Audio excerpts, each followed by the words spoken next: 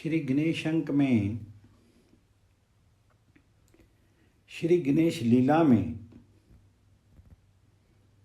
च गणेश पुराण में ब्रह्मा द्वारा गणेश पूजा। गणेश पुराण के उपासना खंड में आता है कि एक बार चतुर्मुख ब्रह्मा के मन में सृष्टिकर्तापन का अभिमान हो गया। इससे उनके सम्मुख इतनी आपदाएं उपस्थित हुई कि वे किंकृत्य विमूढ़ हो गए। अंततः उन्होंने एक दंतधारी गणेश की आराधना की। विधाता के तप से संतुष्ट होकर के दौर्भाग्य नाशन महामना गणेश उनके सम्मुख उपस्थित हो गए। चतुरानंद सृष्टि के आदि प्रवर्तक परम तेजस्वी सिंदूर अरुण गजकरण की भक्ति पूर्वक स्तुति की। सुर अग्रज ने प्रसन्न होकर के उन्हें इच्छित वर प्रदान किया। मूषक आरोही गणेश के उस वर के प्रभाव से पद्म योनि ने पुनः सृष्टि रचना प्रारंभ की। श्री विष्णु की गणेश उपासना। वेदगर ब्रह्मा जब जगत की सृष्टि में तल्लीन थे तब श्रोतशाही विष्णु के कानों से मधुर कैटभ नामक दो शूरवीर असुर उत्पन्न हुए। उन प्रबल पराक्रमी असुरों के उपद्रवों से ऋषि मुनि एवं देवगण अत्यंत व्याकुल हो गए। विधाता ने व्याकुल होकर के योग माया से प्रार्थना की। योग माया की प्रेरणा से लक्ष्मीपति विष्णु की निद्रा भंग हुई। मधु कैटभ के उपद्रव को शांत करने के लिए अद्भुत किरीट कुंडल एवं शंख चक्र गदा पद्म धारी नवघन श्याम वपु विष्णु ने शंख ध्वनि की। पांचजन्य की भयानक ध्वनि से त्रैलोक्य कांप उठा। वीरवर मधुर कैटभ एक साथ ही माया विष्णु पर टूट पड़े। 5 सहस्त्र वर्षों तक सुर त्राता विष्णु उन दोनों असुरों से युद्ध करते रहे पर उन्हें पराजित नहीं कर सके। तब श्री विष्णु ने संगीतज्ञ गंधर्व का अत्यंत सुंदर रूप धारण कर लिया और दूसरे वन में जाकर के वीणा की मधुर तान छेड़ दी और लोकोत्तर श्रुति मधुर गीत गाने लगे। भगवान लक्ष्मीपति का ये गीत सुनकर के मृग पशु पक्षी देव गंधर्व और राक्षस सभी मुग्ध हो गए। क्षीराब्धशाही का वह भुवन मोहन आलाप कैलाश में बार बार सुनाई देने लगा। उस संगीत से मुद्रित होकर के भगवान चंद्रशेखर ने उक्त गायक को बुला लाने के लिए भेजा। निकुंभ और पुष्पदंत उक्त स्वर लहरी के सहारे गंधर्व वेशधारी विष्णु के समीप पहुंचे और उन्होंने उनसे सदाशिव के समीप चलने का अनुरोध किया। श्री विष्णु प्रसन्नतापूर्वक कैलाश के लिए प्रस्थित हुए। कैलाश में पहुंच करके गंधर्व ने प्रणत अर्ते विनाशन कपूर गौर के चरण कमलों में साष्टांग प्रणाम किया। भगवान पार्वती कांत ने अधोक्षज को अपने कर कमलों से उठा करके हृदय से लगा लिया और फिर उन्हें सुंदर आसन पर बैठा करके उनकी पूजा की। शेषशाही ने अत्यंत मुदित होकर के देवादिदेव महादेव से कहा, आज धर्म कर्म अर्थ मोक्ष प्रदान करने वाले परम प्रभु का दर्शन कर मैं धन्य हो गया।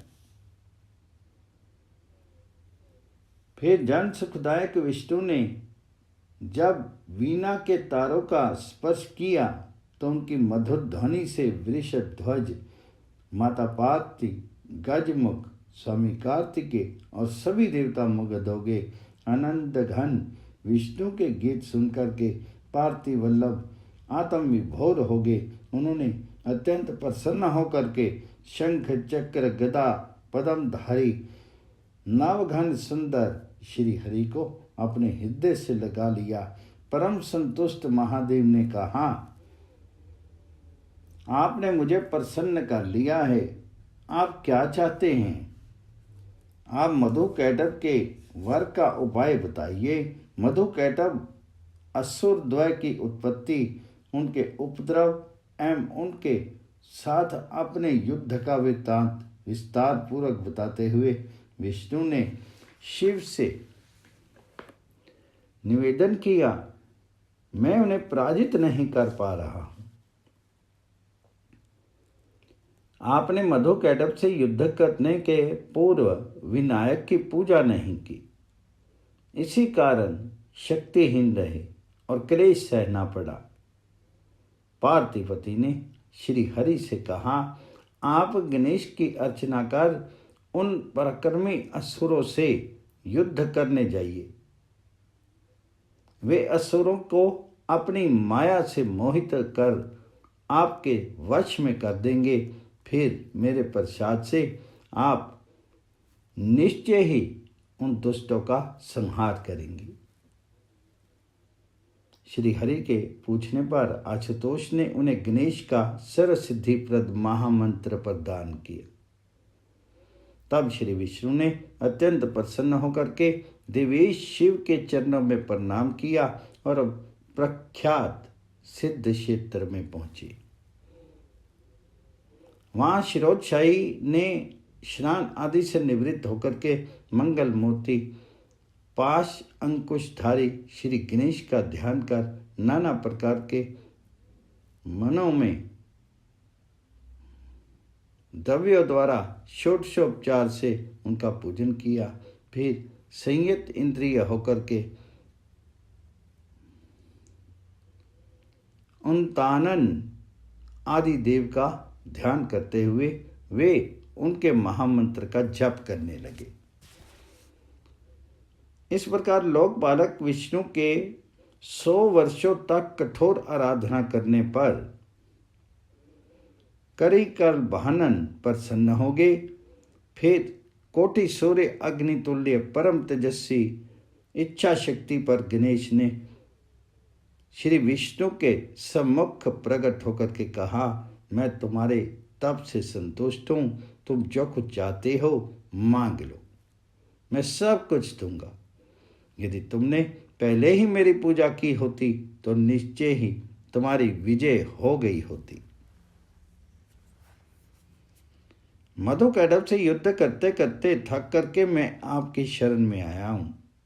श्री हरि ने सर्व संहार करता गणेश की स्तुति कर निज कर्णमल उद्धव मधुकैटभ की दुष्टता एवं अपने युद्ध का हाल बता करके उनसे प्रार्थना की। अब जिस प्रकार उनका वध हो वही कीजिए। मैं मधुकैटभ का वध कर यश प्राप्त करना चाहता हूं। इसके साथ ही आप मुझे अपनी दुर्लभ भक्ति भी प्रदान करें। तुमने जो कुछ कहा है वह सब कुछ तुम्हें निश्चय ही प्राप्त होगा।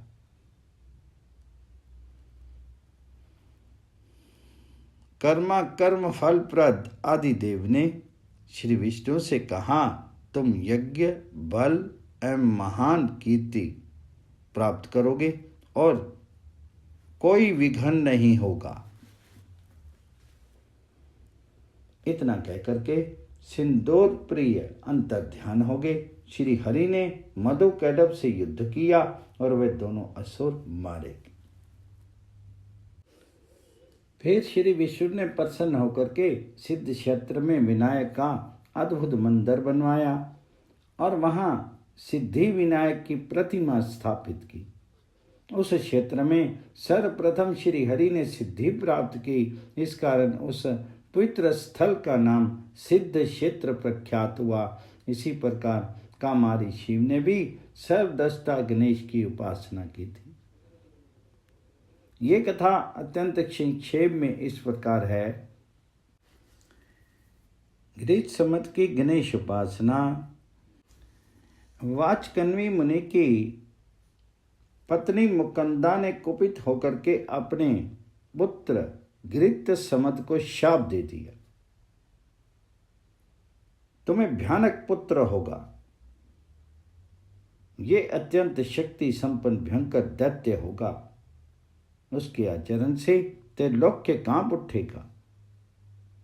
खिन्न मन गृहसमत अत्यंत रमणीय पुष्यक वन में पहुंचे। वहां वीतराग वयोवृद्ध ऋषि रहते थे और जल फल वहां सुविधा अनुसार प्राप्त थे। ऋषियों की आज्ञा प्राप्त कर गृहसमत वहीं रहने लगे।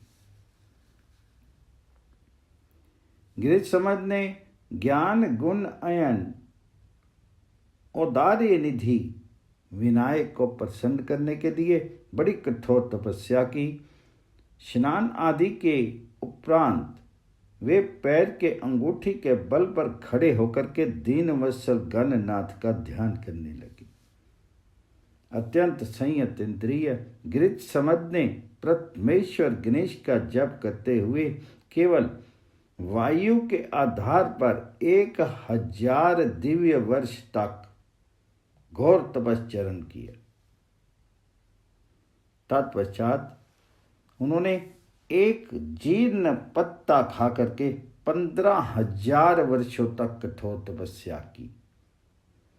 जैसे गाय अपने बछड़े का रंभाना सुनकर के दौड़ी चली आती है, उसी प्रकार गृहसमत के अत्यंत कठोर तप से संतुष्ट होकर के अनुग्रह मूर्ति गणेश जी अत्यंत शीघ्रता से उनके समीप पहुंचे।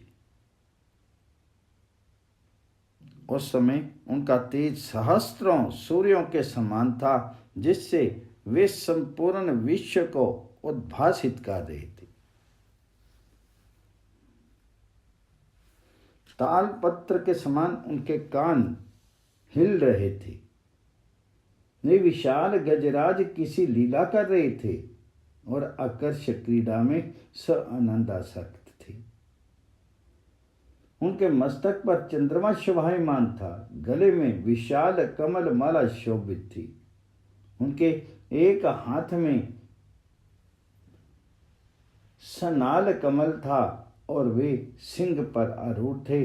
उनके 10 भुजाएं थी। वे सर्प का यज्ञोपवीत धारण किए थे। उनके विग्रह पर केसर, अगर, कस्तूरी और शुभ्र चंदन का लेप था। उन जगत कारण प्रभु की दोनों पत्नियां सिद्धि और बुद्धि उनके साथ थी। उनका स्वरूप अनिर्देश्य था और वे लीला से ही मुनि गृहसमत के सम्मुख प्रकट हो गए। बुद्धि सिंधु गणनाथ ने अत्यंत स्नेहपूर्ण स्वर से कहा, तुम्हारे कठोर तप से मैं प्रसन्न हूं।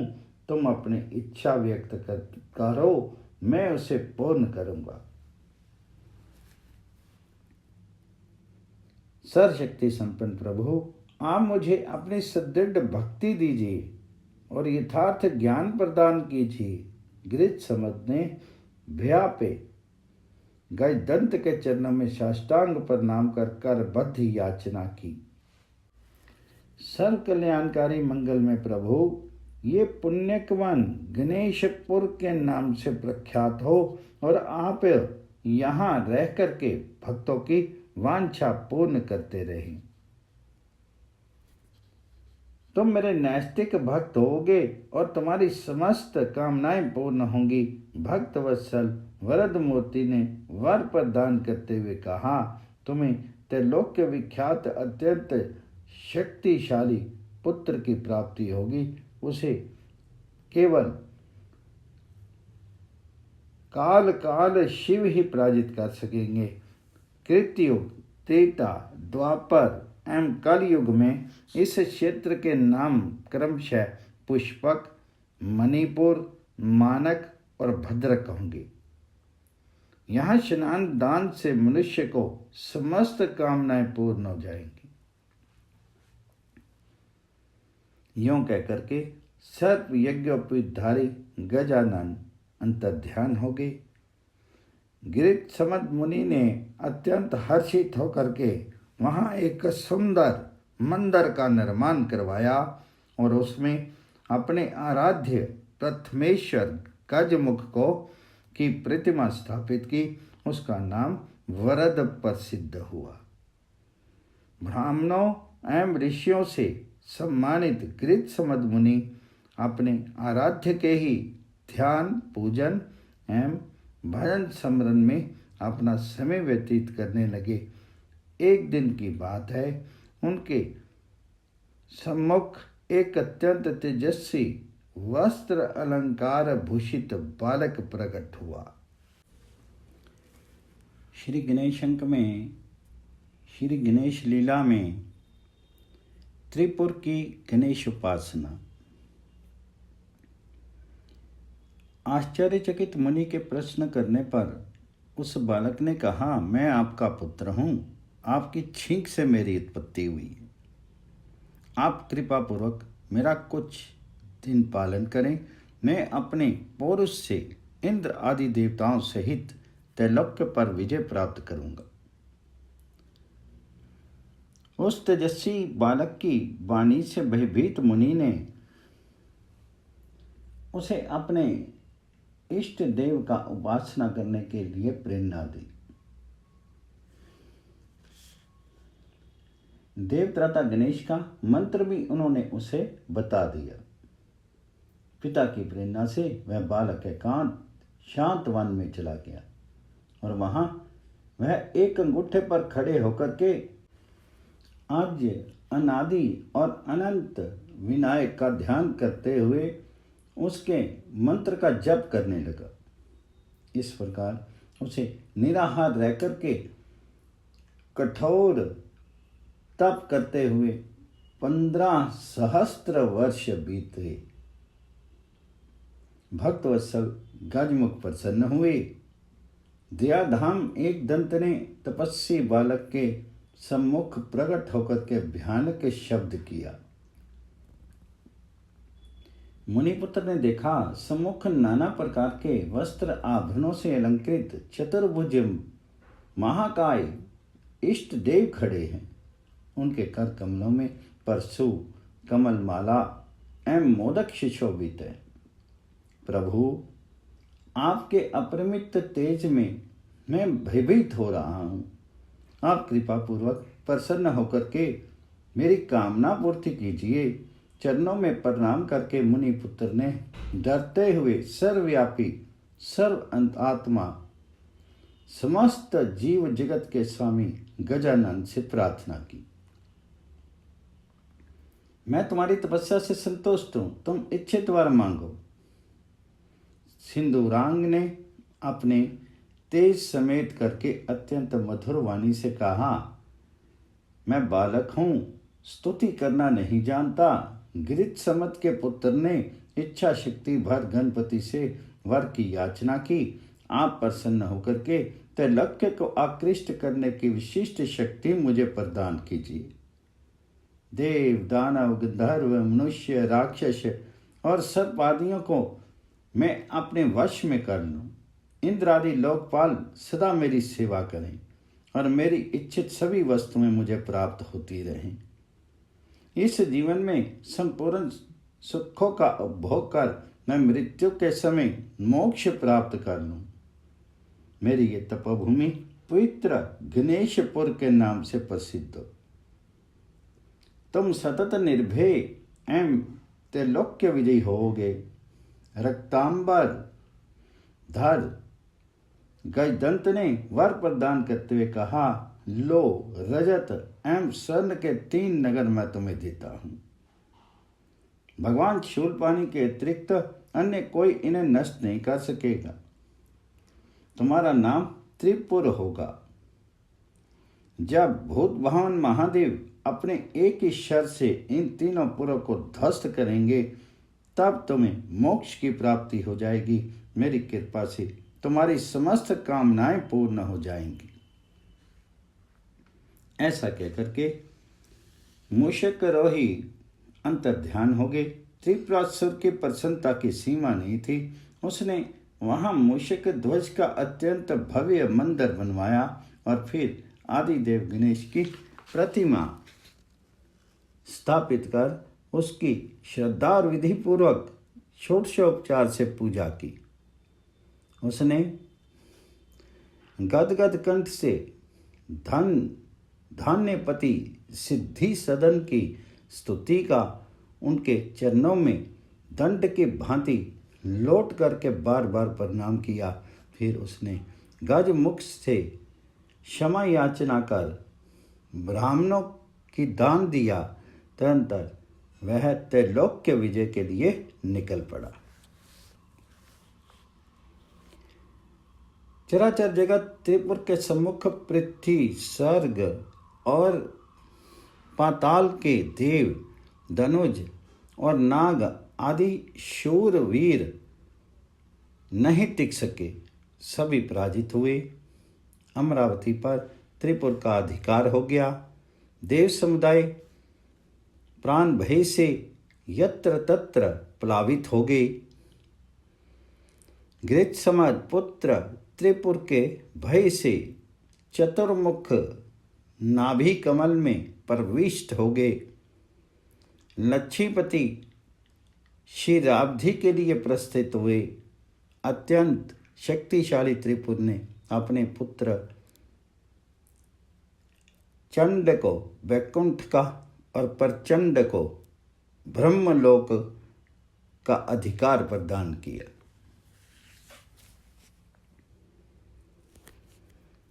इसके अनंतर अत्यंत उद्धृत त्रिपुर युद्ध की कामना से कैलाश पहुंचा। उसने कैलाश को झकझोर दिया।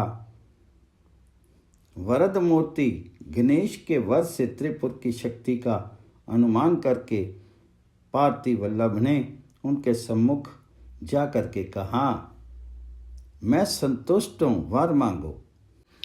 यदि आप मुझ पर प्रसन्न हैं तो कैलाश मुझे देकर के स्वयं मंदरगिरी पर चले जाएं।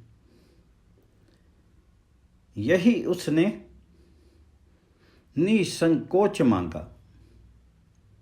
मद असुर से बचने के लिए देवादिदेव महादेव ने कैलाश छोड़ दिया और मंदरगिरी के लिए प्रस्थित हुए। अमित शक्ति संपन्न त्रिपुर ने परम विरक्त तपस्वी ऋषि मुनियों को बंदी बना करके उनके शांति निकेतन आश्रमों को ध्वस्त कर डाला। इतना ही नहीं, उनके भय से यज्ञ आदि कर्म एवं श्रुतियों का उद्घोष शांत हो गया। त्रिलोक्य में सर्वत्र असुरता का साम्राज्य व्याप्त था। श्री गणेश अंक में श्री गणेश लीला में देवताओं द्वारा गणेश आराधन। स्वर्ग से निर्वासित गिरी कंदराओं में छिपे देवगण चिंतित एवं दुखी थे। असुर कैसे पराजित हुए यही सोचा करते, किंतु वे सर्वथा असहाय एवं निरुपाय थे। उनकी बुद्धि काम नहीं कर रही थी। एक दिन उनके समीप ब्रह्मपुत्र देव ऋषि नारद पहुंचे। उन्होंने सुरों को बताया, त्रिपुर की अजेयता का मुख्य हेतु सर्वसमर्थ विनायक का वर है। आप लोग भी उन आदिदेव सिंदूरपुर परिपूरितांग गजमुख को संतुष्ट कर लें, तब उस असुर का वध हो जाएगा। देवऋषि देवताओं को सर्वव्यापी गणेश का मंत्र बताया और वे अपनी वीणा पर हरि गुणगान करते हुए प्रस्थित हुए। देव समुदाय आदि देव गणेश की सृष्टि के लिए उनकी आराधना में प्रवृत्त हुए। सुरों की निष्ठा देख करके करना में गजानन उनके सम्मुख उपस्थित हुए। देवताओं ने हर्ष अतिरेक में करी कल भानन के चरण कमलों में प्रणाम किया और फिर वे भक्तिपूर्वक उनकी स्तुति करने लगे। हे परमार्थ स्वरूप, आपको नमस्कार है, नमस्कार है। आप सबके कारण हैं, आपको नमस्कार है, नमस्कार है। आप सबके कर्ता हैं, आपको नमस्कार है। आप सब इंद्रियों में निवास करते हैं, आपको नमस्कार है। आप समस्त प्राणी में हैं, आपको नमस्कार है, नमस्कार है। सुरेश, आप बहुत सृष्टि के कर्ता और संहारक हैं, आपको नमस्कार है, नमस्कार है।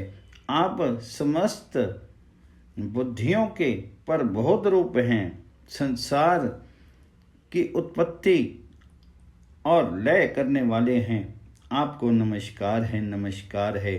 हे अखिलेश, आप विश्व के पालक हैं, कारणों के भी कारण हैं, आपको नमस्कार है, नमस्कार है। आप वेदज्ञों के लिए भी अदृश्य हैं,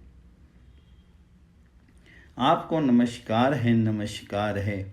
आप सबको वर देने वाले हैं, आपको नमस्कार है, नमस्कार है। आप वाणी के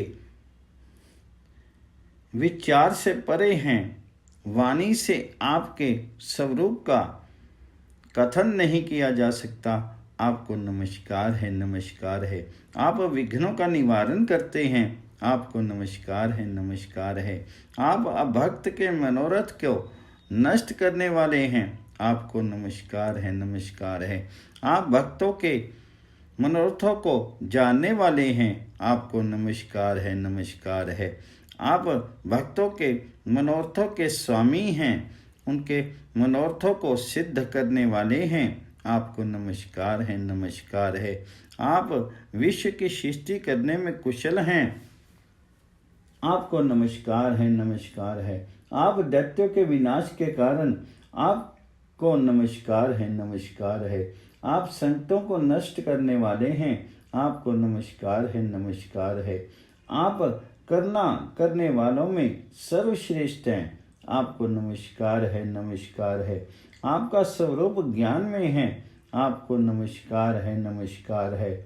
आप अज्ञान को नष्ट करने वाले हैं, आपको नमस्कार है, नमस्कार है। आप भक्तों को ऐश्वर्य प्रदान करते हैं, आपको नमस्कार है, नमस्कार है।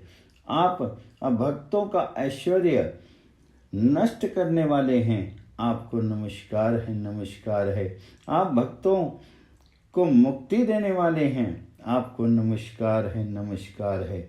आप अभक्तों को बंधन में डालने वाले हैं, आपको नमस्कार है, नमस्कार है। आप पृथक पृथक मूर्ति में व्याप्त हैं, आपको नमस्कार है, नमस्कार है। आप तत्व बोध कराने वाले हैं, आपको नमस्कार है, नमस्कार है। आप तत्वज्ञों में श्रेष्ठ हैं, आपका नमस्कार है, नमस्कार है। आप समस्त कर्मों के साक्षी हैं, आपको नमस्कार है, नमस्कार है। आप गुणों के स्वामी हैं, आपका नमस्कार है, नमस्कार है। देवताओं, मैं तुम्हारी तपस्या एवं स्तुति से प्रसन्न हूँ। करना में वाददाता गजकरण ने सुर समुदाय को आनंद प्रदान करते हुए कहा, तुम वर मांगो, मैं तुम्हारी समस्त कामनाएं पूर्ण करूंगा। सर्वेश्वर देवताओं ने अपनी व्यथा कथा सुनाते हुए निवेदन किया, अमित शक्ति संपन्न त्रिपुर के भय से हम गिरी गुफा में रहने के लिए विवश हैं। अमरावती का उपभोग दुर्दांत दानव कर रहा है। आप उद्दंड त्रिपुर का वध करने के लिए हमारी विपत्ति दूर करें। मैं निश्चय ही क्रूरकर्मी त्रिपुर से आप लोगों की रक्षा करूंगा। धीरदादनन ने सुरों को आश्वस्त करते हुए कहा, आप लोगों के द्वारा किया हुआ यह संकट नाशन स्तोत्र संपूर्ण कामनाओं की पूर्ति करने वाला है। ये कहकर के गजानन अंतर्ध्यान हो गए। मैं बुद्धि राशि प्रभु ब्राह्मण के वेश में त्रिपुरासुर के समीप पहुंचे और परिचय देते हुए बोले,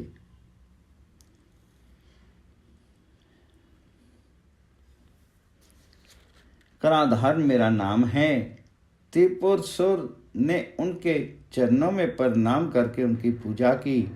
उनके पूछने पर सर्वशित सर्था निष्प्रेह ब्राह्मण वेशधारी गणनाथ ने उनके वैभव की प्रशंसा करते हुए कहा, भगवान शिव द्वारा पूजित सर्व कामप्रद अद्वितीय गणेश प्रतिमा कैलाश में है। मैं उक्त त्रैलोक्य दुर्लभ मूर्ति की कामना से आपके पास आया हूँ। मैं निश्चय ही वह मूर्ति आपको दूंगा। त्रिपुर ने ब्राह्मण को गणेश प्रतिमा प्रदान करने के लिए वचन देने के लिए के साथ ही उन्हें वस्त्राभूषण बहुमूल्य एवं मृगचर्म सुरभि तथा अश्व गज और रथ आदि भी प्रदान किए। त्रिपुर धृत मंदर गति पहुँचे। वहाँ उन्होंने पार्थिव वल्लभ से उक्त गणेश मूर्ति देने के लिए कहा। शिवजी कुपित हो गए। उनके संरक्षण में देवताओं का दैत्यों से भयानक संग्राम छिड़ा। दैत्यों का बड़ा विनाश हुआ, किंतु उनकी अपरिसीम सैन्य शक्ति से देवगण व्याकुल होकर के भागने लगे। ओम गण गणपति नमः।